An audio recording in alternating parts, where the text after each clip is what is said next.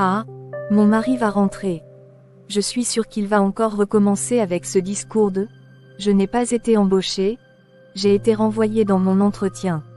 Ou il va dire peut-être, quand lui a proposé un travail dans le ménage. Toujours la même chose. J'en ai vraiment marre de cette galère. Qu'est-ce qui te met en joie comme ça? J'ai décroché un emploi chéri, on est riche. C'est à cause de ton travail de concierge qu'on est devenu riche. Non hein, ce n'est pas un travail de concierge. Je travaille maintenant à la banque.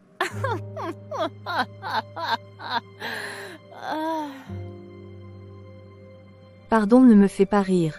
Toi pauvre comme ça qui ne peut même pas s'acheter une bonne paire de chaussures. Toi tu travailles à la banque. C'est la bonne blague de l'année. Ton repas est sur la table. Mais je ne blague pas chérie, c'est la vérité. Vraiment? C'est vraiment vrai. Oui. Incroyable. Merci Seigneur. Bonjour pasteur Frédéric. Bonjour sœur Grace, que me vaut votre visite? Je suis venu déposer ma dîme, et un peu d'argent pour aider à la construction de l'église. Vous n'aurez pas dû faire ça, sœur Grace, ça doit vous coûter beaucoup d'argent. Ce n'est rien. Voici ma dîme.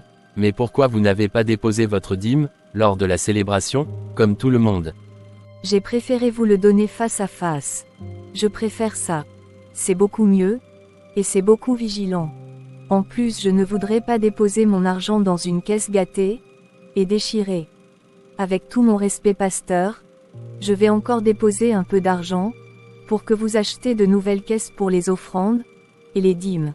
Parce que là vos anciens depuis 10 ans là sont devenus moches à voir. Et ça gâte les yeux. D'accord, merci. Chérie, j'entends des bruits bizarres. Quelqu'un n'arrête pas de frapper à notre porte. Ah bon? Moi aussi j'entends des bruits. Mais qui frapperait à notre porte à 3 heures du matin? Ce n'est pas normal. Moi aussi je ne sais pas. Peut-être que tu devrais aller vérifier. Quelques minutes après, Grace trouva un mot sur le porche de la maison. Elle prend la lettre et elle rentra dans la maison, se dirige vers sa chambre. Et enfin le montre à son mari. Chérie, quelqu'un a laissé une lettre. Ah bon, mais qui? Je sais pas. Lila. Mon cher Roger, tu dois quitter ton travail à la banque. Sinon tu vas le regretter. Je te préviens pour une dernière fois. Quitte ce boulot. Chérie, c'est une lettre de menace. Quoi? Une lettre de menace. De ton boulot. Ça doit être un de tes collègues, ou un concurrent. Je ne sais pas de qui vient cette lettre. Mais la personne a l'air dangereux. Tu ne vas pas quitter ton boulot à cause d'une simple lettre. Si on découvre qui c'est, on le dénoncera à la police. Mais ne quitte pas notre gagne-pain. À cause d'une lettre.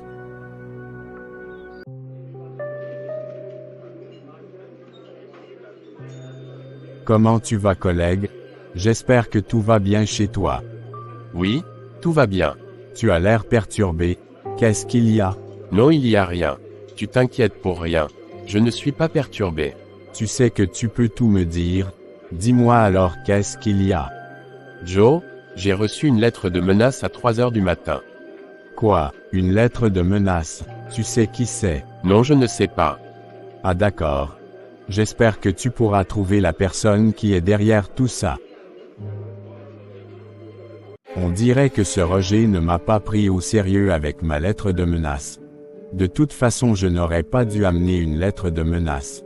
J'aurais dû les maudire. Puisqu'il ne veut pas quitter son boulot. Moi-même je vais lui faire quitter son boulot. Je vais donner des tonnes d'odeurs mystiques à sa femme. Chaque personne qui s'approchera d'elle, sentira une odeur incroyablement nauséabonde. Puis je frapperai Roger avec la folie. Il perdra la tête, et son boulot. Car je dois être le seul promu cette année. Aucune personne ne doit me dépasser. Si quelqu'un ose, il mourra peut-être. Esprit, esprit de mes ancêtres, venez à moi, je vous appelle. Qu'est-ce que tu veux? Cher esprit, je veux que vous m'aidiez à maudire des personnes. Qui sont ces personnes? C'est mon collègue, et sa femme. D'accord. Et quel genre de malédiction je lance sur eux? Je veux que vous frappez l'esprit de folie à mon collègue, et pour sa femme, je veux qu'elle sente très mauvais. quand quelqu'un s'approche d'elle. T'inquiète pas. Ça sera fait dans quelques instants. Je vais maudire ton collègue avec l'esprit de folie, et pour sa femme je vais l'envoyer l'esprit de nauséabonde, pour que quiconque s'approche d'elle, elle sente très mauvais. Merci beaucoup, cher esprit. Bonjour, Monsieur Peter. Je suis là pour l'entretien d'embauche. Ah d'accord. Qu'est-ce qu'il y a? Y a-t-il un problème? C'est quoi cette odeur qui sent très très mauvaise? Mais de quelle odeur? Moi je ne sens rien. L'odeur est très forte. Comment ça vous ne sentez rien? Attendez. Donc c'est vous qui sentez très mauvais comme ça. Vous ne vous lavez pas ou bien? Je ne vous permets pas de m'insulter comme ça, monsieur. En tout cas je m'en vais. Ah bon? Il est vraiment parti. C'est quoi son problème même? Moi je ne sens aucune odeur. Qu'est-ce qui m'arrive?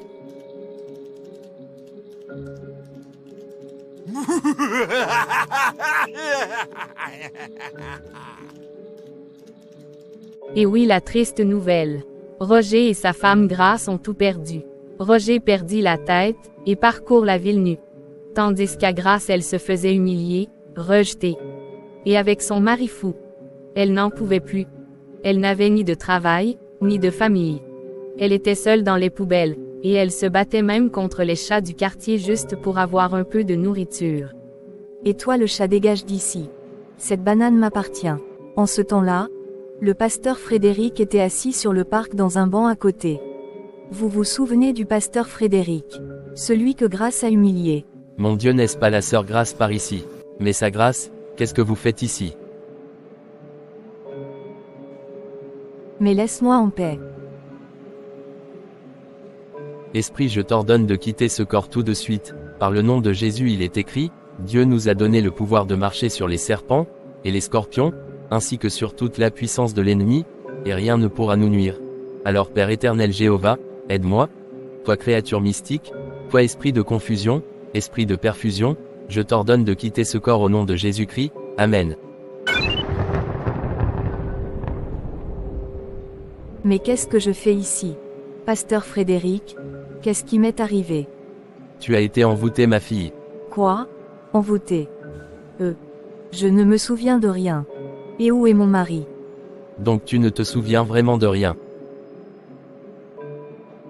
Puis le pasteur expliqua tout à Grace. Ensemble ils ont commencé à chercher Roger dans tous les endroits. Le désespoir les envahissait, ils pensaient que c'était trop tard, il n'y avait plus aucun moyen. Mais comme on le dit, Dieu ne fait jamais les choses au hasard. Plus tard, alors qu'ils étaient en train de le chercher, vient un fou. Et c'était lui, c'était Roger. Ensemble le pasteur Frédéric et Grace réussissent à saisir Roger, il en a ensuite amené à l'église. Commencé à prier pour lui. La délivrance a été longue, mais incroyable. Ça a été une grande bataille entre la lumière et les ténèbres. Finalement Roger fut rétabli, il était en pleine forme. Comme s'il n'avait jamais ressenti aucun malaise. Aucune folie. Tu t'es enfin rétabli. Je suis tellement contente.